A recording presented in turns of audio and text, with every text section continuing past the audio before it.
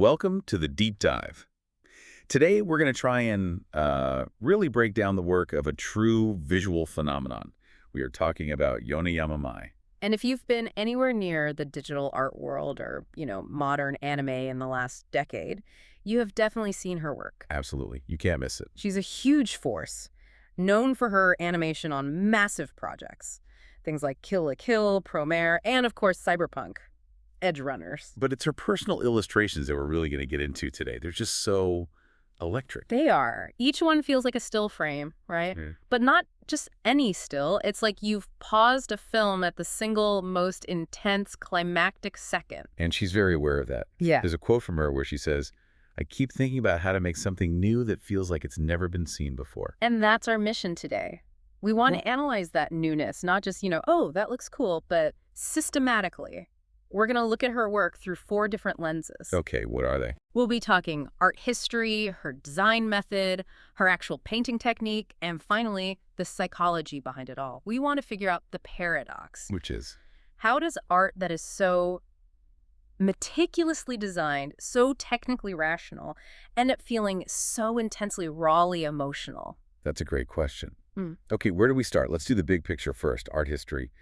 Where does she even fit in? Well, she's definitely a product of her lineage, which is animation. Some sources have started calling her style post-animation digital expressionism. That's a mouthful. It is, but it's accurate. She has that Genga gene, the key frame in animation. So the most important drawing that defines the action. Exactly. Animation is all about creating continuous movement, but she takes that one key frame and packs all the energy of the entire movement into it. It's this instantaneous, explosive force, but frozen. It's like hitting pause right when the super move lands. All the impact, none of the follow-through, so the energy just hangs there. Precisely. And if you look at her style, you can see she's pulling from even further back in art history. There's a huge Neo-Art Nouveau influence. Like Alphonse Mucha, I can see that. For sure. All those flowing lines, the way hair and ribbons and floral motifs just frame the subject. It doesn't feel like a flat poster. Her work is so dense, almost heavy. And that's where the term digital Baroque comes in. It's complex, it's luxurious, filled with all this flowing light and shadow that, honestly, you could only really achieve with modern digital tools. So it's a direct response to what came before. It is. It's basically a rebellion against the dominant aesthetic of the last generation, Takashi Murakami's Superflat. Ah, right. Superflat, which was all about embracing the two-dimensionality of Japanese art. Exactly. Murakami flattened everything. Yoneyama comes along and uses these, extreme digital perspectives, insane refraction effects, stacks of filters. To do what? To actively restore depth, to bring weight and complexity back into the digital space. It's a very deliberate move. And I've heard there's a connection to even older Japanese traditions, like ukiyo-e. A subtle one, yes. You see it in the really clear outlines on her figures, the compressed sense of space. But the big thing she takes from it is how the background works. What do you mean? The background isn't a literal place. It's an emotional field. The colors, the light, it's all there to tell you how the character feels, not where they are. Okay, that idea that everything serves the character's emotion, that's a perfect bridge to our second lens, her design method. Because for something that feels so spontaneous and emotional, the sources suggest her process is almost like an engineer's. Yeah. Incredibly rational. It's total precision engineering. Her number 1 rule is character priority, full stop. So if it doesn't serve the character, it's out. It's gone. The background is just architecture for the mood. It supports the character's emotion. It never, ever distracts from it. But wait, her images are packed with detail. I mean, clothing folds, light spots, little bits of fluid. How does she keep it from just becoming visual noise? Compositional mastery. I mean, she uses all the classic principles of art, but her secret weapon is something called dynamic guidance. Guiding the viewer. Literally. She uses everything. An outstretched finger, a flowing ribbon, a beam of light as an arrow. She's building a visual pathway to force your eye to move through the composition exactly how she wants it to. And that path almost always ends up spiraling right into the face. The eyes. Always the eyes. And Oh, that's wow. not an accident. She often embeds spiral patterns, usually hidden in the flow of the hair, that are based on the Kagan ratio. It's a design trick that feels completely natural, and it just pulls your focus right where she wants it. It's this incredible information density. And, that really works for a modern audience. We're so used to fragmented media. We want an image we can look at again and again and still find something new. Yes, the art has to be rewatchable, in a sense. But here's the real paradox of her design. Go on. Despite all that density, her work is perfectly clear at the size of a tiny thumbnail on your phone. How is that possible? Mm-hmm. Usually, more detail means less clarity when you shrink it down. It's through what she calls information subtraction.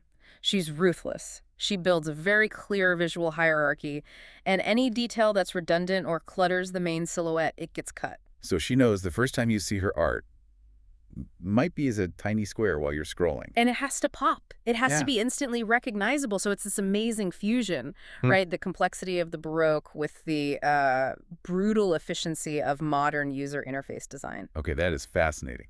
Let's get into the nitty-gritty now. The third lens, her painting method. We have to start with the way she uses light. Yes. For Mai, light isn't just illumination. It's a material. It's a physical substance you can almost touch. And she renders these very specific, real-world light effects. Like the Tyndall effect, that beam of light you see cutting through a dusty room, or these incredibly complex lens flares.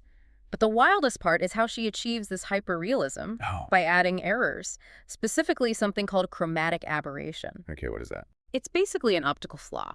When light passes through a real camera lens, the different colors, red, green, blue, don't focus at exactly the same point. It creates a slight color fringe. Oh, I've seen that. Like a tiny purple or green edge on high contrast things. That's the one. It's a flaw in the lens. And she intentionally recreates that digital flaw, nudging the color channels apart at the edges of her figures. And why would she do that? Because, ironically, that technical error tricks our brains. It makes the digital image feel like it was captured through a physical camera. It gives it this super realistic depth and atmosphere. So the flaw makes it feel more real. That's genius. It's incredible. What about her actual brushwork and line art? Her sophistication there comes from a combination. It's what sources call the hard edge and the soft gradient. She doesn't just use a soft airbrush for everything. Right. She uses these really sharp, defined, hard-cut edges for shadows and shapes. And when you put that right next to a soft, blended gradient, you get this incredibly advanced tactile feeling. It gives everything weight. And we can't talk about her technique without talking about the hair. It's like her signature. It's her signature for a reason. I mean, her name, Mai, means dancing. And the hair in her art, it dances. How does she get that sense of volume and movement? It's all about spins and twists. The strands are never just flowing straight. They're constantly turning over on themselves. And she also uses a rhythmic proportion, a big, middle, small ratio for the different clumps of hair, like the bangs, the side lock. So it never looks uniform or static. It's always dynamic. Always alive. And then she frames all of that with those intense camera angles. The May head lift. Yes, that extreme facial foreshortening. It pulls you right into the character's personal space and just maximizes the intimacy and drama. And then there's the final stage, the finishing touches, where the whole mood of the piece just shifts. Ah, the magic of the curve adjustment tool. This is her secret weapon. It's way more powerful than just adjusting hue or saturation. What is that? Because the curve tool changes the relationship between all the colors at once. So with one move, she can wash the entire image in a subtle pink or blue tint that just unifies everything and locks in a very specific mood. And she adds a bit of depth of field too, right? Right, using blur effects like an iris blur. She'll keep the face tack sharp but gently blur things that are a little closer or farther away. It's another cinematic trick to enhance that intimate feeling. And the grain. I've noticed the texture. A final touch. A subtle layer of digital noise or grain, almost like film grain, blended over top. It just homogenizes the whole image. It makes all the separate digital layers feel like one single physical piece of art. Okay, this is amazing. We have history, design, and technique. That brings us to our final, deepest dimension, the psychological one. What is the actual emotion she is tapping into that resonates so much? It's a very specific, very contemporary state. Sources describe it as quiet but uneasy. Quiet but uneasy. Yeah, look at her characters. Their expressions are often calm, their postures restrained. But their eyes are often vacant or unfocused. It perfectly mirrors this modern condition of emotional blunting. You mean like the feeling of being overstimulated, just constantly online. Exactly. You're not necessarily happy, you're not sad, you're just maintaining. It's a low-level, detached state of being that is so, so relatable now. And her themes often deal with identity. Constantly, her focus is almost always self-identity. You see it in all those recurring motifs. The fragmented mirrors, the overlapping figures, characters peeling away their own skin. It's a visual representation of managing multiple online personas. It's the fragmentation and reintegration we all experience, and she creates so much empathy with these tiny, vulnerable details. Like the transparent fingertips. Or the wetness on the eyes, the way a character curls into themselves. It's what you could call resilient vulnerability. These little things trigger our protective instincts, and they create a kind of emotional synesthesia. So you're not just seeing it, you're feeling it. You're interpreting tactile sensations visually. You can almost feel the cold glass or the slick water on their skin. And color is a huge part of this psychological code. A massive part. She uses these cool color palette blues, violets, with just a tiny touch of a warm highlight. This creates a mood that sources call lonely but safe. Lonely but safe. The cool colors signal introspection, maybe melancholy, but the perfect, precise, controlled rendering of the scene makes it feel secure.